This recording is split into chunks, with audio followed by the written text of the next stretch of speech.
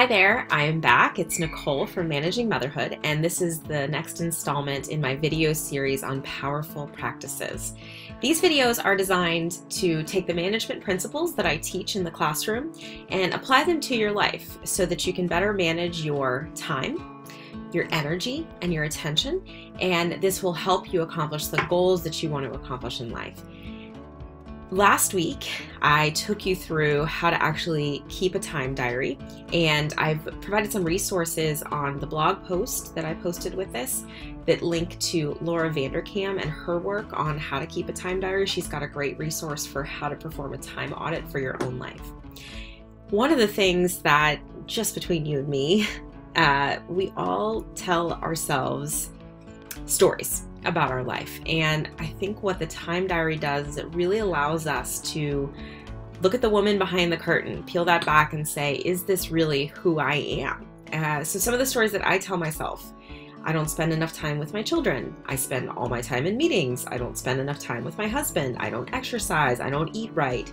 These are kind of the stories that I've got going in my head, and I know you've got some stories that you're telling yourselves too. So what the time diary allows us to do is to really see if those stories are based in any sort of fact.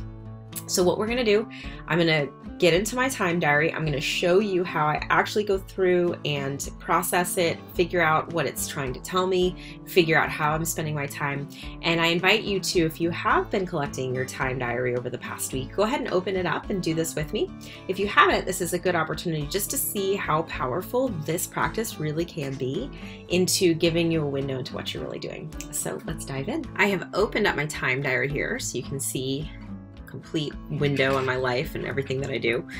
So what I'm actually going to do is to work with this data. It's going to take a little bit of manipulation. I'm going to copy this. Go ahead and select all of it. I will have to obviously add a little bit to the data. Okay, so hit Command Copy, and then I've created a new sheet here, so you can just go ahead and click Add Sheet here with Google Docs or Google Sheets, and then I copy the data here, so it's a little bit more manageable. Now, what I am going to do now is to walk through this data and kind of put it into big categories. Here are my categories, and now I'm going to go through and make this time look more uniform. Okay. So as you can see, I've now categorized all the data so that it's a little bit more uniform. And as I went in, I was adding in time so that you could see, as I went through, I was adding in these different activities so that I could characterize it. So what I'm going to do now is I'm going to use a Excel function. This function, COUNTIF, allows you to count the number of times a term appears. You'll specify the range and then the criterion. It's a bit like a Google search. So make sure to put the search term in quotes. I also use a $ in front of the letter and the number of the range, and that just makes sure that it doesn't change values when I copy the term down this column. Then you copy the formula, and then you can change all the search terms.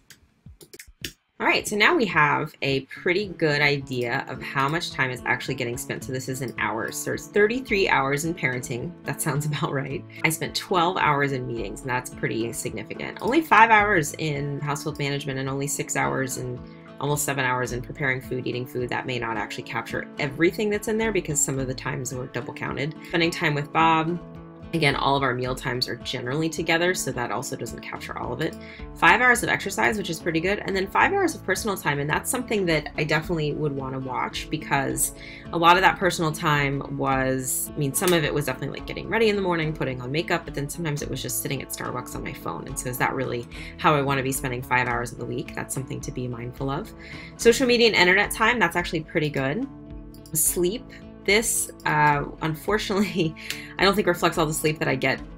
I track my sleep on an app on my watch that I sleep with. Even if I'm getting to bed at a decent time and sleeping late enough, sometimes I'm just getting woken up multiple times a night, so that's not captured there. So that's definitely something I know I need to work on. 11 hours teaching, so you can see that most of my work time is being spent in teaching and in meetings. 8 hours in commuting, 2 hours with email, 2.5 hours with TV, and a lot of this was double counted because I was usually watching Paw Patrol with the boys. 3 hours of reading, not that much time with students, although I am spending a lot of time in the classroom.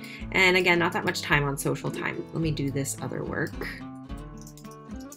7.5. So I'm actually going to add up my work categories because I always feel as if I'm not getting enough work done. So I'm going to add up all of my work, and I see that I'm spending total work is 34 hours a week, which I can see now why I get frustrated, because I'm not actually getting a 40-hour work weekend. And I'm trying to cram probably 45 to 50 hours of work into 34 hours. That's a little frustrating, even though, that even includes getting some work done here on the weekend. So that's something to be mindful of, that not getting enough time probably to do my job, and I need to find a way to get more time in the office. That's something that I definitely should prioritize. I also, during this time I wasn't writing at all, and I should be writing each week because of the textbook that I'm working on and some of my other priorities. I wrote more this past week, but not in this week that I was tracking. So I think I am actually spending, a ton of time parenting. Not as much time probably with my spouse as I would like, but again, some of this parenting time is double duty where I'm doing both. A lot of time in meetings, but actually I am in meetings a lot, but that's not why I'm not getting my work done. It's more that I'm not spending as much time in the office or getting on work as I really should be. And so that's where I think the problem is. This is always very revelatory for me. And the fact that I'm only getting 34 hours actually focused on work is pretty significant to me. There's a lot more time in commuting and parenting and just kind of the mundane daily stuff that needs to get done, and not as much time in actually getting that work done. So interesting stuff, and can definitely be rectified, I think. So can comment with what you think your key takeaways are from your time diary. But what this allows you to do is then to look at your next week and figure out, okay, let me take a look at my calendar and say, what is on tap for next week? What do I actually have going on?